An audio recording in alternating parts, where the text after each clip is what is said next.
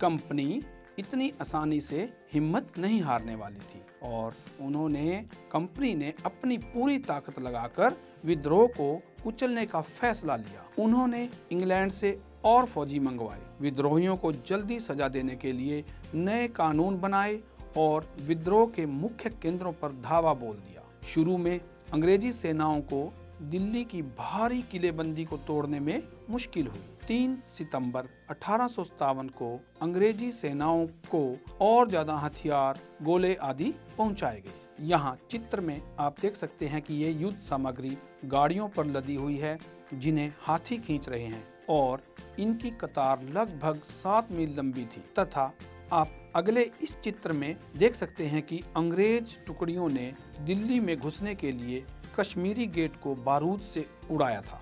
सितंबर 1857 में दिल्ली दोबारा अंग्रेजों के कब्जे में आ गई। बच्चों, अंतिम मुगल बादशाह बहादुर शाह जफर पर मुकदमा चलाया गया और उन्हें आजीवन कारावास की सजा दी गई।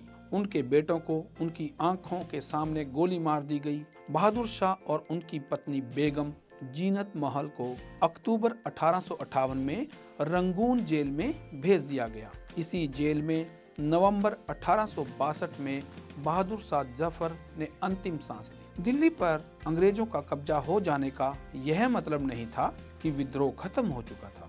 इसके बाद भी लोग अंग्रेजों से टक्कर लेते रहे। व्यापक बगावत की विशाल ताकत को कुचलने के लिए अंग्रेजों को अगले 2 साल तक लड़ाई लड़नी पड़ी थी। बच्चों, मार्च 1858 में लखनऊ अंग्रेजों के कब्जे में चला गया। जून 1858 में रानी लक्ष्मीबाई की शिकस्त हुई और उन्हें मार दिया गया। दुर्भाग्यवश ऐसा ही रानी अवंतीबाई लोधी के साथ हुआ। खेड़ी की शुरुआती विजय के बाद उन्होंने अपने आप को अंग्रेजी फौज से घिरा पाया और वो शहीद हो गए। बच्चों, इस चित्र को पहचानो। आप जानते हो ये इस संग्राम के एक बहुत बहादुर सेनापति तात्या टोपे हैं। मध्य भारत के जंगलों में रहते हुए इन्होंने आदिवासियों और किसानों की सहायता से छापामार युद्ध चलाया तथा ये 1859 तक इस युद्ध को जारी रखते रहे और अंत में शहीद हुए। जिस तरह पहले अंग्रेजों के खिलाफ मिली सफलताओं से विद्रोहियों को उत्साह मिला था, उसी तरह विद्रोही ताकतों की हार से लोगों की हिम्मत टूटने लगी। बहुत सारे लोगों ने विद्रोहियों का साथ छोड़ दिया। अंग्रेजों ने भी लोगों का विश्वास जीतने के लिए हर संभव प्रयास किया। उन्हें यह पक्का विश्वास हो गया था कि यदि भारत पर पूर्ण रूप से कब्जा करना है तो भारत की जनता का विश्वास जीतना होगा तथा बड़े बड़े जमींदारों व भूस्वामियों से मित्रता करनी होगी।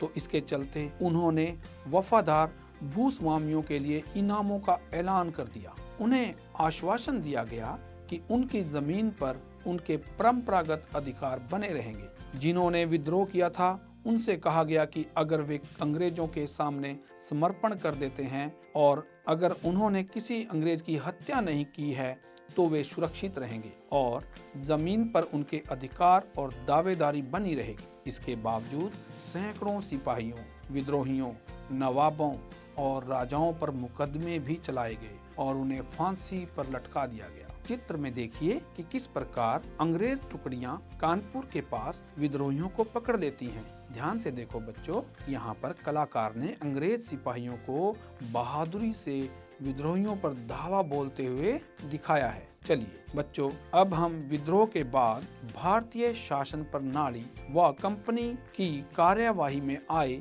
बदलावों पर नजर डालते हैं। अंग्रेजों ने 1859 के आखिर तक देश पर दोबारा नियंत्रण पा लिया था, लेकिन अब वे पहले वाली नीतियों के सहारे शासन नहीं चला सकते थे।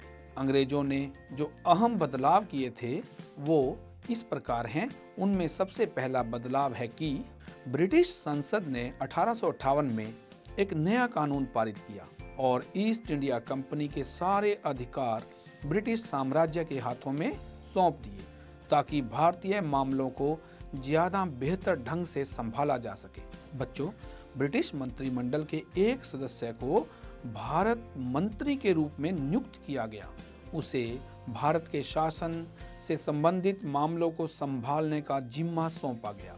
उसे सलाह देने के लिए एक परिषद का गठन किया गया जिसे इंडिया काउंसिल कहा जाता था। भारत के गवर्नर जनरल को वायसराय का ओहदा दिया गया। इस प्रकार उसे इंग्लैंड के राजा या रानी का निजी प्रतिनिधि घोषित कर दिया गया। फलस्वरूप अंग्रेज सरकार ने भारत के शासन की जिम्मेदारी सीधे अपने हाथों में ले ली। इसका मतलब ये है कि अब भारत से ईस्ट इंडिया कंपनी का शासन खत्म हो गया। कई मायनों में देखा जाए तो बच्चों, हमारे 1857 की क्रांति के योद्धाओं की लड़ाई कंपनी के खिलाफ थी तथा यहाँ कंपनी का शासन ही खत्म हो गया, तो इसका मतलब अप्रत्यक्ष रूप से हमारी विजय हुई। बच्चों, दूसरा बड़ा बदलाव, देश के सभी शासकों को भरोसा दिया गया कि भविष्य में कभी भी उनके भू क्षेत्र पर कब्जा नहीं किया जाएगा। उन्हें अपनी रियासत अपने वंशजों, यहाँ तक कि दत्तक पुत्रों को सौंपने की छूट दे दी गई।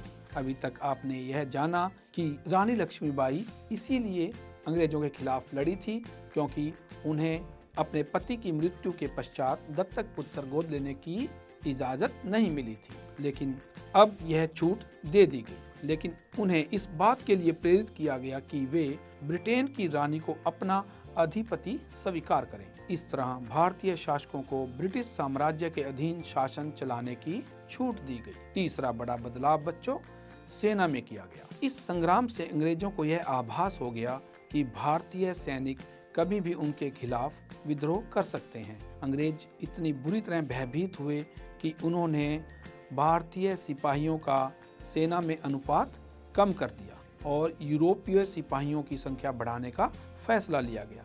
यह भी तय किया गया कि अवध, बिहार, मध्य भारत और दक्षिण भारत से सिपाहियों को भर्ती करने की बजाय अब गोरखा, सिखों और पठानों में से ज़्यादा सिपाही भर्ती किए जाएंगे। चौथा बड़ा बदलाव यह था कि मुसलमानों की ज़मीन और संपत्ति बड़े पैमाने पर जब्त की गई। उन्हें संदेह व शत्रुता के भाव से देखा जाने लगा। अंग्रेजों को लगता था कि यह विद्रोह उन्होंने ही खड़ा किया था। पांचवा बड़ा बदलाव, अंग्रेजों ने यह फैसला किया कि वे भारत के लोगों के धर्म और सामाजिक रीति रिवाजों का सम्मान करेंगे। बच्चों, छठा बड़ा बदलाव था भूस्वामियों और जमींदारों की रक्षा करने से संबंधित तथा जमीन पर उनके अधिकारों को स्थायित्व देने के लिए कई नीतियां बनाई गई। इस प्रकार से बच्चों, आप देखते हो कि 1857 के बाद हमारे भारत में इतिहास का एक नया चरण शुरू होता है। बच्चों, आप यह तो जान ही चुके होंगे कि 1857 की क्रांति में अंग्रेजी सेना के खिलाफ हमारी सेना के पांव इतनी जल्दी क्यों उखड़ गए थे। 1857 की क्रांति से पहले हमारे देश में राजा महाराजाओं की आपसी फूट, वैर विरोध इसका बहुत बड़ा कारण रही है। अंग्रेजों ने इसका भरपूर फायदा उठाया तथा किस प्रकार से उन्होंने ये सारी राजनीतिक घटनाओं का हमारे ही खिलाफ प्रयोग किया। ऐसी बहुत सारी घटनाएं इतिहास में आपको मिलेंगी। तो हम यहाँ पर एक ऐसी घटना का जिक्र करना चाहते हैं जिससे आपको यह आभास हो जाएगा कि हम आपस में किस प्रकार से अपनी रियासतों को लेकर लड़ते रहे हैं।